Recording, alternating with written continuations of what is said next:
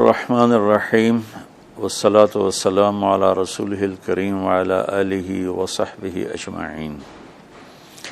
عید کی خوشی ہم کیوں مناتے ہیں؟ پہلے میں یہ تھوڑا سا واضح کر دوں کہ رمضان کا مہینہ اللہ نے پورا ایک ہمارے لیے خوشی کا مہینہ بنایا ہے، جس میں اللہ کی جنت کے دروازے کھول دیے جاتے ہیں، جہنم کے بند کر دیے جاتے ہیں، شیطان قید کر دیے جاتے ہیں، جنت کو روزانہ سجایا جاتا ہے، اللہ کا عرش پہلے آسمان پہ آ جاتا ہے، اللہ کی طرف سے اعلان ہو رہا ہوتا ہے، کوئی بخشش چاہنے والا، کوئی حاجت مانگنے والا، فرض 70 فرضوں کے برابر ہو جاتا ہے اور نفل فرض کے برابر ہو جاتا ہے، اور نفل اور فرض کا فرق اتنا بڑا ہے کہ قیامت تک 2 رکعت نفل پڑھتا رہے تو فرض رکعت کے ایک سجدے کے برابر نہیں، اور اس میں جو مر جاتے ہیں اہل ایمان ان کا حساب نہیں ہوتا،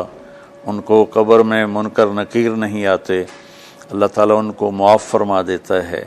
اس طرح 29 دن رات یہ سلسلہ چلتا ہے، اور آخری رات پھر اللہ تعالیٰ اعلان فرماتے ہیں کہ میرے بندوں نے رات کو قیام کیا، یعنی تراویح کی نماز پڑھی، دن میں روزہ رکھا، تو میں نے اس پر ان سب کی بخشش فرما دی۔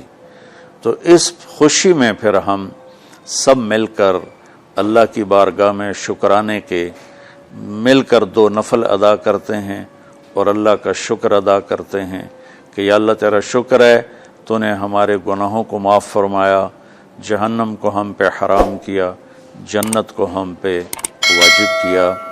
اصل تو عید کی خوشی کی یہ وجہ ہے۔ باقی جو اداسیاں ہیں، ڈپریشنیں ہیں، اس کی وجہ آپس کی محبتوں کا کم ہو جانا ہے، اور دنیا کی ایسی دوڑ جس نے اپنے آپ کو بھی بھلا دیا ہے، اور آپس کی نفرتیں ہیں، اور آپس کے بغض حسد ہیں، ان منفی جذبوں نے ہماری خوشیوں کو دھندلا دیا ہے، ورنہ رمضان کا ہر لمحہ خوشی کے لیے ہے، اور عید اس کی پیک ہے، اور پوری زندگی اللہ راضی ہو رہا ہو تو خوشی ہی خوشی ہے۔ ہمیں اپنے ملک سے، اپنی نسل سے آپس کی نفرتیں، حسد، بغض یہ مٹانے ہوں گے، تب جا کر ہمیں حقیقی خوشیاں حاصل ہوں گی۔ آپ عید کے لیے غسل فرماتے تھے اور اپنے کپڑوں میں سے اچھے کپڑے منتخب فرماتے تھے، اور فجر کی نماز کے بعد آپ اشراق نہیں پڑھتے تھے اس دن، باقی آپ کی ساری زندگی کا معمول تھا کہ فجر کے بعد آپ اشراق پڑھتے تھے، لیکن اس دن آپ اشراق نہیں پڑھتے تھے، غسل فرما کے پھر کچھ کھا کے، کوئی میٹھی چیز، کھجور ہی عام طور پر ہوتی تھی، کھجور کھا کے پھر آپ عیدگاہ کی طرف تشریف لے جاتے تھے، اور پہلے نماز پڑھاتے تھے، پھر خطبہ ہوتا تھا، اور اس کے بعد جس راستے سے آپ جاتے تھے اس راستے کو چھوڑ کر پھر اور راستے سے گھر واپس آتے تھے، پھر وفود سے ملاقات کرتے تھے، سرداروں سے، صحابہ سے ملاقات کرتے تھے، اس میں کچھ کھانوں کا اہتمام بھی ہوتا تھا۔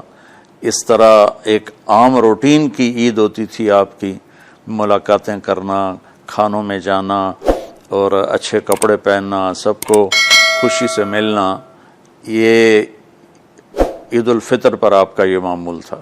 اسلام جاوید بھائی 2 چیزوں کا مجموعہ ہے، ایک اللہ کا حق ہے جو عبادات کی شکل میں ہے، اور ایک اللہ کے بندوں کا حق ہے جو اخلاقیات اور معاملات اور معاشرت کی شکل میں ہے۔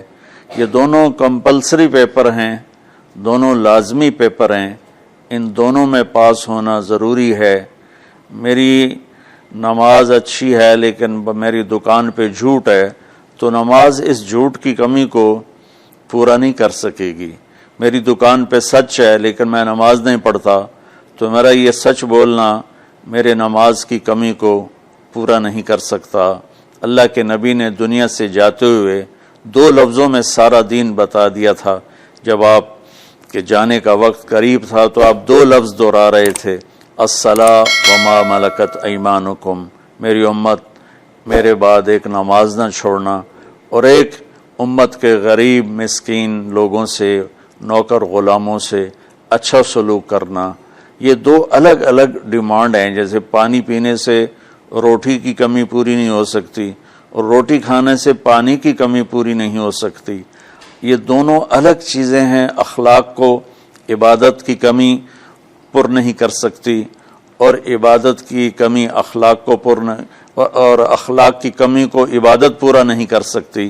ان دونوں چیزوں میں پاس ہونا ضروری ہے، تب جا کر ایک معتدل معاشرہ وجود میں آتا ہے۔ پوری امت اس چیز کا شکار ہے، چونکہ جب بددیانتی اور جھوٹ اور ظلم عام ہو جاتا ہے تو پھر اس میں پورا معاشرہ ہی گناہگار اور مجرم بن جاتا ہے، صرف حکمرانوں کی بات نہیں رہتی۔ یہ تو ایک سوال کا جواب موسیٰ علیہ السلام کو اللہ نے دیا کہ اللہ تعالیٰ سے انہوں نے پوچھا، یا اللہ جب آپ راضی ہوتے ہیں تو اس کی کیا نشانی ہے؟ تو اللہ تعالیٰ نے فرمایا کہ میں بارشیں موقع پر دیتا ہوں، حکومت سمجھداروں کو دیتا ہوں، پیسہ میں سخیوں کو دیتا ہوں۔ تو پھر انہوں نے پوچھا جب آپ ناراض ہوتے ہیں تو اس کی کیا نشانی ہے؟ تو آپ نے فرمایا، اللہ تعالیٰ نے فرمایا کہ بارشیں بے موقع کرتا ہوں، حکومت نااہلوں کو دیتا ہوں، اور پیسہ میں بخیلوں کو دیتا ہوں۔ تو جب معاشرے میں عمومی بگاڑ پیدا ہوتا ہے تو اس کا اثر پھر اس شکل میں ظاہر ہوتا ہے، کبھی کسی اور شکل میں ظاہر ہوتا ہے۔ اس چیز کے مجرم نہ صرف حکمران ہیں، نہ صرف بخیل لوگ ہیں، بلکہ تمام طبقات امت کی اجتماعی کوتاہی میں یہ حالات اللہ کی طرف سے پیدا ہوتے ہیں۔ اس میں ہم سارے ہی ایک دوسرے کو مجرم ٹھہرانے کی بجائے اپنے اپنے گریبانوں میں جھانک کر دیکھیں کہ تجھے کیوں فکر ہے اے گل، دلے صد چاک بلبل کی، تو اپنے پیرہن کے چاک تو پہلے رفو کر لے، وفی انفسکم افلا تبصرون۔ ہر آدمی اپنے عیب دیکھے، اپنی کمیاں دیکھے اور انہیں دور کرنے کی وہ کوشش کرے، تو پھر ایک خوبصورت معاشرہ تشکیل پا سکتا ہے۔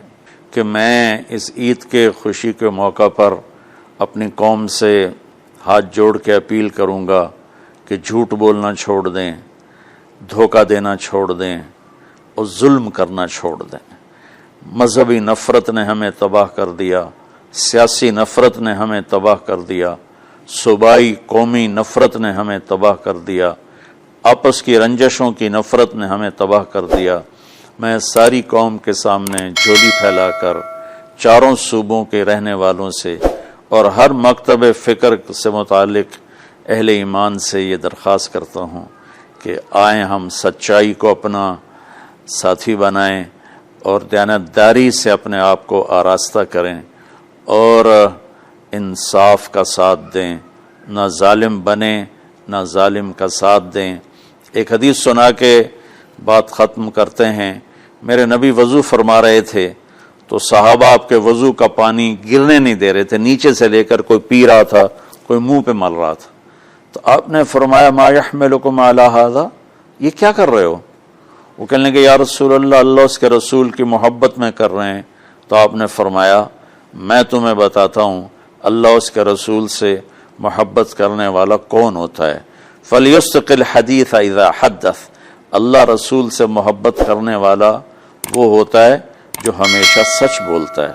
فَلْيُؤَدِّ الْأَمَانَةَ إِذَا تُؤْمِنَ، جو ہمیشہ امانت داری سے کام لیتا ہے، کبھی دھوکہ فراڈ نہیں کرتا۔ فَلْيُحْسِنْ جِوَارَ مَنْ جَاوَرَهُ، اور جو ہمیشہ اپنے پڑوسیوں کے ساتھ اچھا سلوک کرتا ہے، پڑوسی اپنے ہوں، غیر ہوں، مسلم ہوں، نان مسلم ہوں، وہ ان کے ساتھ اچھا سلوک کرتا ہے۔ یہ تین نشانیاں ہیں عشق رسول کی، یہ تین باتیں میری قوم اپنا لے تو یہ اندھیرے اجالوں میں انشاءاللہ تبدیل ہو جائیں گی۔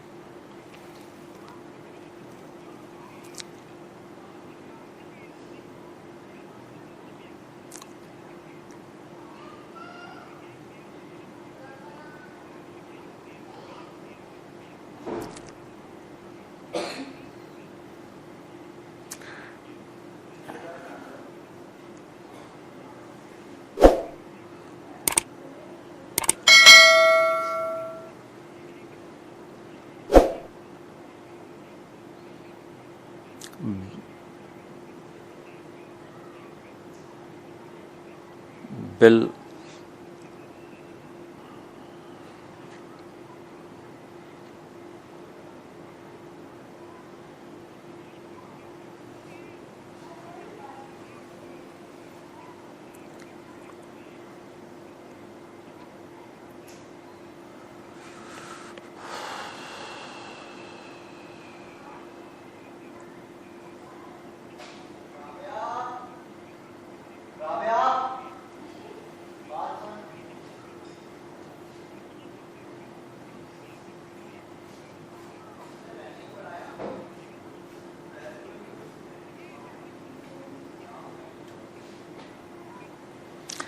امید تو کبھی چھوڑنی نہیں چاہیے.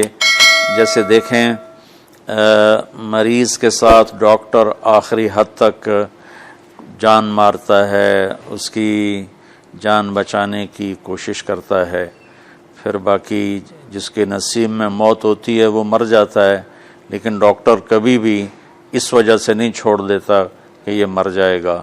تو ہم اللہ کی رحمت سے بالکل نا امید نہ ہوں، مایوس نہ ہوں. مجھے اللہ کی ذات سے بہت امید ہے. ہمارا جو اس وقت قائد ہے اسے سیاسی بیان نہ سمجھا جائے اللہ کے واسطے. میں ایک پاکستان کا شہری ہونے کی حیثیت سے اپنا تجزیہ پیش کر رہا ہوں. غلط بھی ہو سکتا ہے، صحیح بھی ہو سکتا ہے. وہ بہت مخلص محنتی آدمی ہے. تو مجھے اللہ کی ذات سے امید ہے اگر ہم سب مل کر ساتھ دیں سچائی کا، دیانتداری کا، انصاف کا، اور آپس کی نفرتوں کو مٹا دیں تو انشاءاللہ ضرور صبح ہوگی. کوئی وجہ ہی نہیں کہ صبح نہ ہو.